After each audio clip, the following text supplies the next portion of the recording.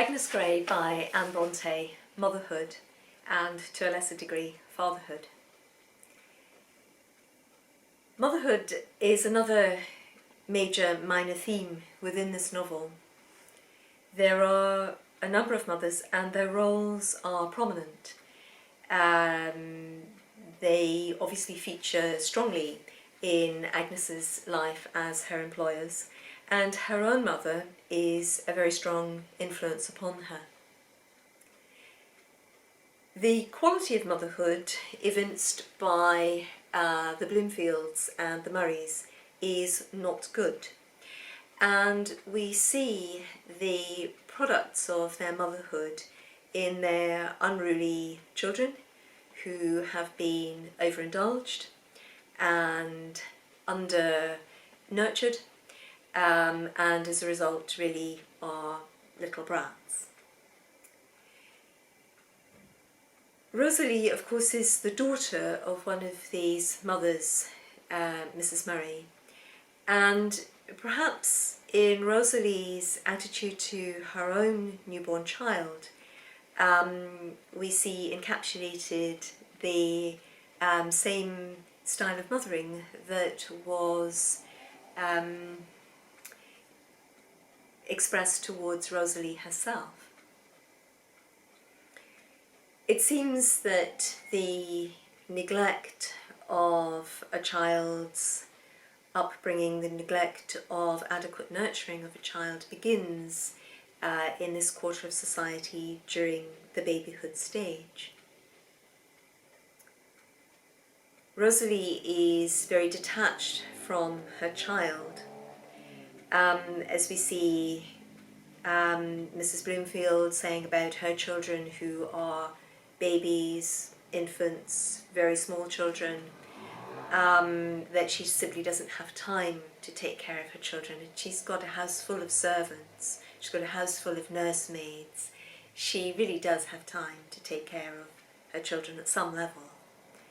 Mrs. Murray as well gives over to the governess all the nurturing of her children, and also it's possible to see by the attempts that Rosalie and even Matilda make at confidential conversations with Agnes that this aspect of the relationship with her mother is missing. Of course they're capricious, of course they act on whim because they've never really been taught how to sustain a relationship. But they do make attempts to engage with Agnes, who's so much more serious and so much more regulated in her personality and habits and behaviour than they are, or than they can ever hope to be because of their upbringing. Rosalie is almost the complete reverse of the gender stereotype as regarded mothering that was presented as the ideal of the period. She is not by any manner of means self-sacrificing, and she is not by any manner of means devoted to her children, lavishing them with love and care and attention. She's just the absolute reverse of the gender stereotype for motherhood of the period. By contrast, Rosalie says, I am not troubled with nursing it. I was determined I wouldn't be bothered with that. As she says to Agnes, I can't devote myself entirely to a child. Agnes has suggested to Rosalie that she could find consolation for her failed and unhappy marriage in looking after her children.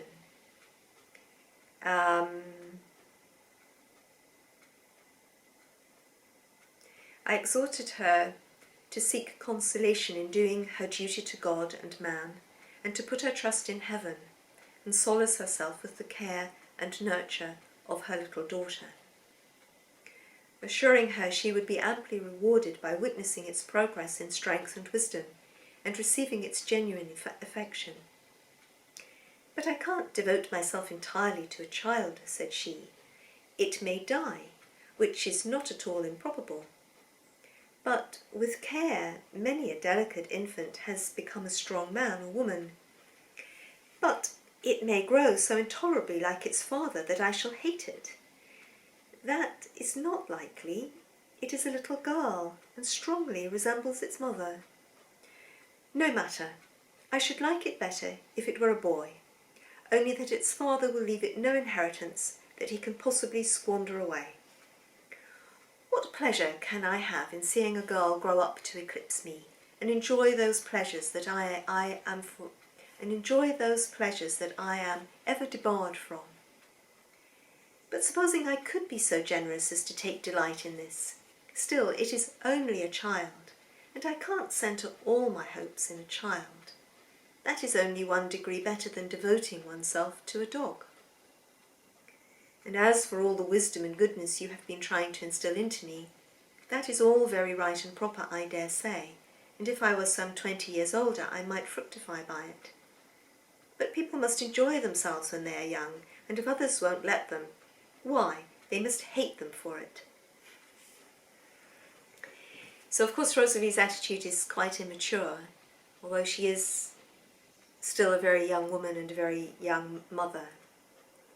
Agnes typically conflates the role of motherhood and being a good mother and expressing the love of motherhood with religion. In many respects, all love reverts back to the one great love of God in her way of thinking. And of course, at this period, children were regarded as a gift from God. They may still be so by many people, but it was a much more widespread viewpoint at this time than it would be today in European society, or indeed Western society generally. Rosalie is in some ways derelicting her duty to God by not taking an adequate interest in her child, by not leading her child towards a Christian way of life.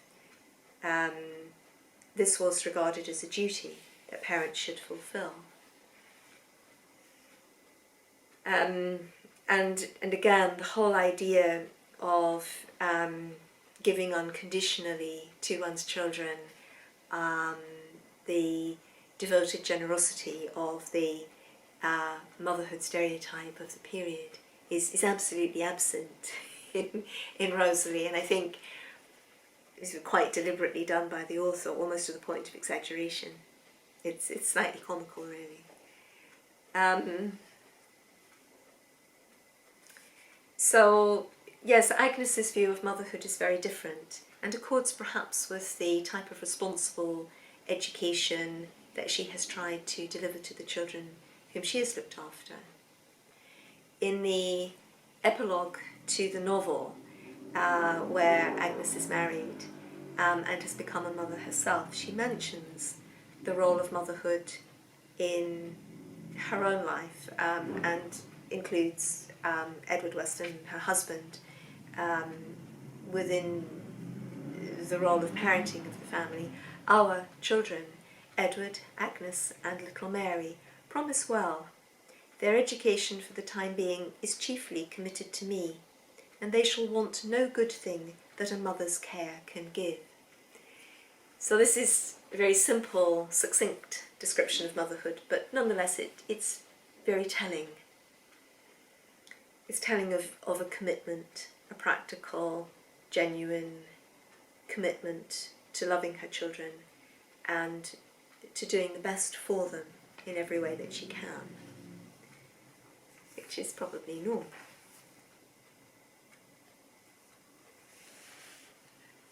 There is one other shining example of motherhood in the novel, and this is the more mature motherhood of Mrs. Grey, Agnes's mother. Mrs. Grey is a wonderful mother. She is perhaps Anne Bronte's idealised view of what her own mother would have been like had she lived. Mrs. Grey is wise, she's supportive, she's benevolent, she's patient, she's extremely loving, she's very constructive towards her daughters. She's very constructive in how she helps Agnes to apply for positions. She's supportive in encouraging Agnes to go out to work if that's what Agnes really wants to do.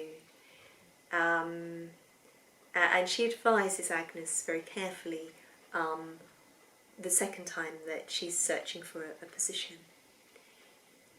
Across the family, as a wife and mother to her two daughters, Mrs. Grey is really the emotional heart of the household in which she lives.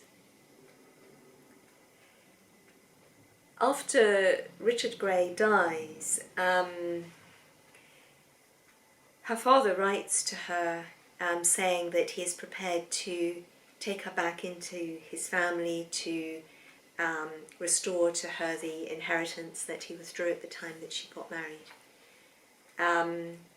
She's extremely indignant at this.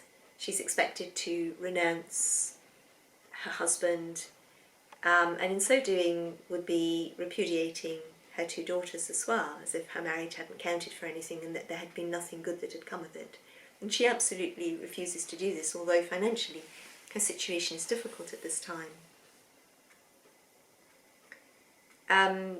She says that in response to her father's letter, she will write to say, "I shall say he is mistaken in supposing that I can regret the birth of my daughters, who have been the pride of my life and are likely to be the comfort of my old age."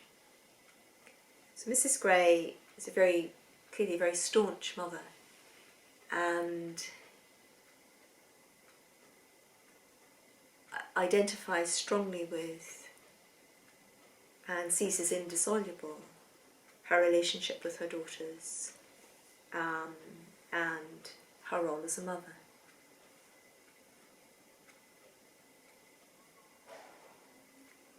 We see, therefore, examples, both positive and negative, of mothers in this novel. To a lesser degree, we see fathers. The fathers don't generally come off well at all, I don't think. Mr. Bloomfield is querulous in his temperament, uncivil, waspish, peevish. And this comes out towards his children as well. He's very impatient towards them, displays absolutely no affection, and simply regards them as a bit of an irritation and an inconvenience, I think. Much of this is expressed as backlash towards Agnes as governess to his children. Mr. Murray, I don't think, has any real interest in his children or particularly spends any time with them. He's described as blustering, roistering, country squire, devoted fox hunter, a skillful horse jockey and farrier, an active, practical farmer, and a hearty bon vivant. So there's probably very little room or time for fatherhood in his particular life. Richard Grey is by no means an unsympathetic father. However, he temperamentally is not strong, and he as well would contravene a male gender stereotype for the period. Not that his wife in any way contravenes gender stereotypes for women, but she's very much within the stronger register of the gender stereotype than the weaker, more malleable register. Richard Grey is described as neither tranquil nor cheerful, and also at times as overwhelmed by calamity, whereas his wife takes up a much more optimistic, much more practical, much more that with application, diligence, and hard work, everything can be overcome. Richard Grey, of course, is ill and is worrying about how his family will survive after he has died. All of his family being women, and it being a lot harder for a woman to find work at this period without losing social caste than it would be today. So he had things on his mind which in some ways signal him to have been a good and caring father. Edward Weston is no doubt a caring father as well. It seems that at a certain point it's expected that he will take over aspects of his children's education. As a man, he has influence with the common people, excellencies and peculiarities. There is in this novel a sense that children are a lesser breed of humanity than adults, that they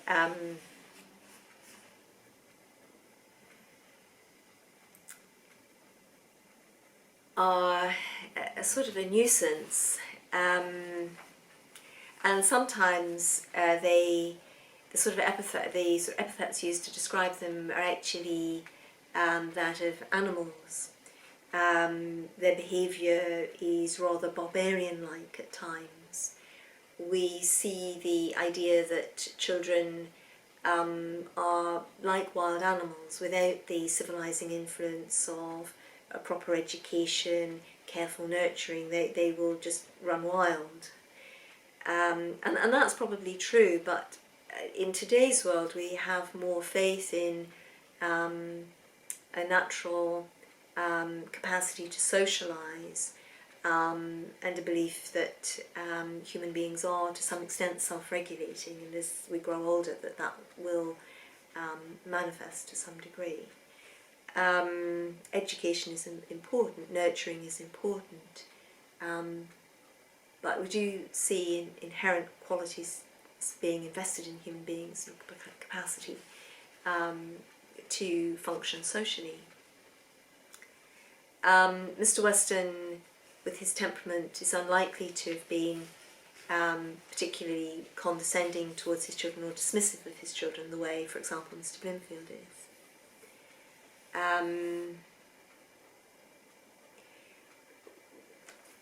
Where the families have a dismissive attitude towards their children, their children's welfare, and spending time with their children, the results are really very disappointing. But in families such as the Grey family, where the children are taken seriously, time is spent with them, both parents devote themselves to the children's education, then we see arising from out of childhood well-regulated individuals who are useful in society and who have the capacity to lead contented lives. And this is so for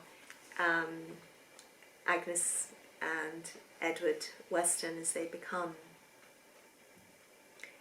They do not have great wealth, they don't expect to have great wealth, but they are comfortable and they live a life that they believe in according to precepts and principles that they believe in, and that for them is the most important thing. And in many respects that is one of the very important messages that the novel seeks to convey.